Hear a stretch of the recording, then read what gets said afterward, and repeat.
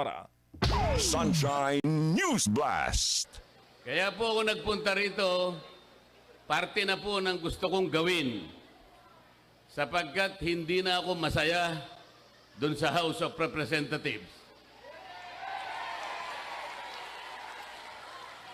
Pagka nilalaban natin ang katwiran, pag sinasabihan natin sila kung ano yung tuntunin, kung ano yung dapat gawin para hindi nag-aaway-away.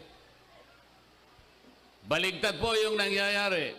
Pag ako na nagsasalita, guguluhin nila ako, pagtutulong-tulungan nila ako. Sabi nila, magkaisa tayo.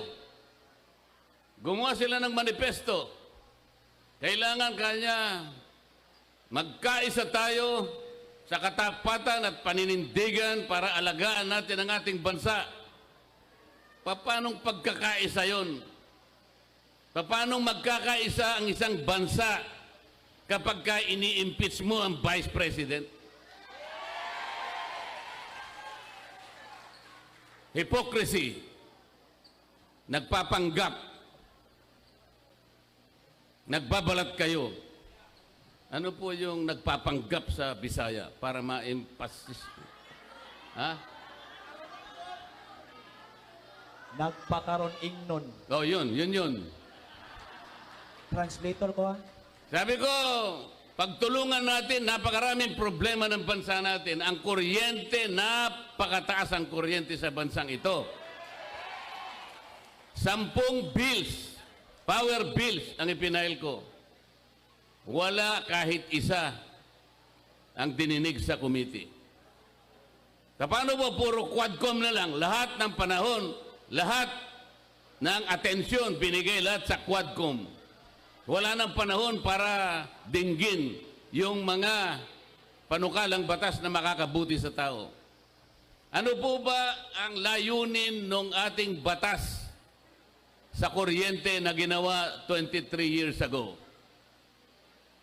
What is the objective of that law that was enacted in 2001 or 23 years ago? To ensure the delivery of quality and reliable and affordable rates of electricity in this country. So pag sinabi mong secure and reliable, walang brownout. Pag sinabi mong affordable, abot kaya. Abot kaya. Sa Bisaya, barato. O yan, nakita nyo naman. Hindi mo alam yun, Senador Philip Salvador. Yun ang pangunahing layunin. Pero hanggang ngayon, after 23 years, abot kaya ang kuryente, abot langit. Tinanggal nila ako sa Committee on Energy. Pag sinasabi ko, walang hustisya ang ginagawa natin, you are not following the rule of law. Tinanggal nila ako sa Justice Committee. Kasi i-impeach nila yung Vice President. Para hindi na ako siguro makasali, tinanggal nila ako sa Justice Committee. Ang sabi ko sa kanila, yun ang akala nyo.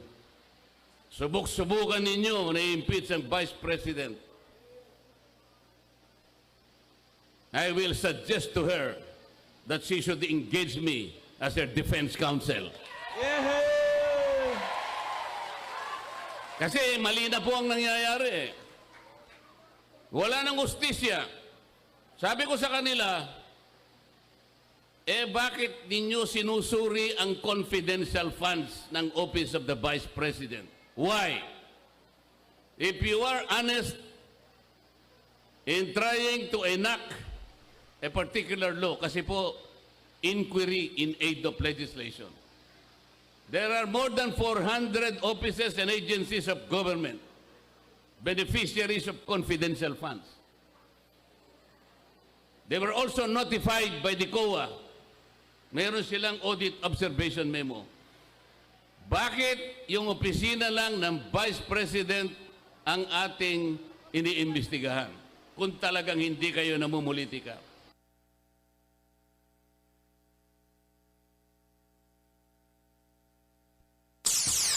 Sumasambulat Yun po sa naging pahayag buong ni Pilipinas. Congressman